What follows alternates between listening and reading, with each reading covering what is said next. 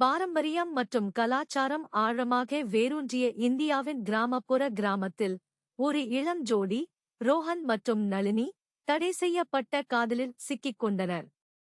அவர்களின் குடும்பங்கள் பல ஆண்டுகளாக முரண்பட்டன, மேலும் அவர்களின் காதல் ஒரு தடையாக கருதப்பட்டது.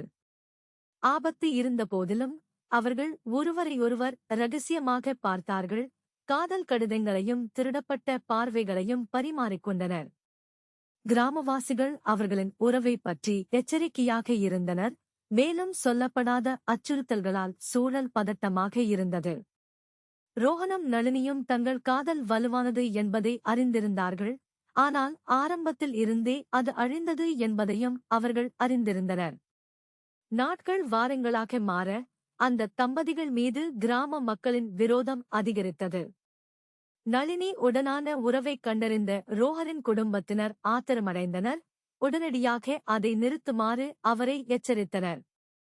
ஆனால் ரோஹன் மறுத்ததால் அவரது குடும்பத்தினர் அவரை நிராகரித்தனர்.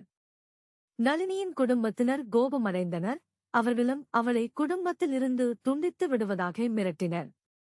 தம்பதியர் மனம் உடைந்தனர், ஆனால் அவர்கள் ஒருவரையொருவர் பார்த்தார்கள், ஒரு நாள் அவர்கள் வெளிப்படையாக ஒன்றாக இருக்க முடியும் என்ற நம்பிக்கையில். துன்புறுத்தலுக்கு அஞ்சாமல் ஒருவரையொருவர் நேசித்து சுதந்திரமாக வாழக்கூடிய புதிய வாழ்க்கையைத் தொடங்க, கிராமத்தை விட்டு ஓடிப்போக அவர்கள் திட்டங்களை வகுத்தனர்.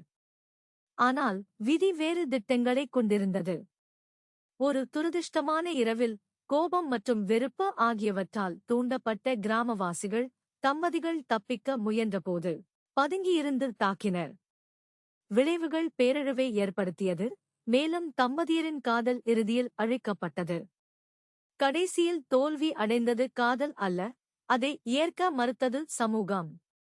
கிராமவாசிகள் தங்கள் வீடுகளுக்கு திரும்பியதும் தம்பதியரின் காதல் அவர்களின் இதயத்தில் மறைந்திருக்கும் உண்மையான திகிலிலிருந்து திசை திருப்பப்பட்டது என்பதை அவர்கள் உணர்ந்தனர். ஏனென்றால் ரோஹனும் நளினியும் முதலில் பாதிக்கப்படவில்லை, கடைசியாக இருக்க மாட்டார்கள். ஏனென்றால் அந்த கிராமத்தில் அது தடை செய்யப்பட்ட காதல் அல்ல, காதலிக்கும் சுதந்திரம்.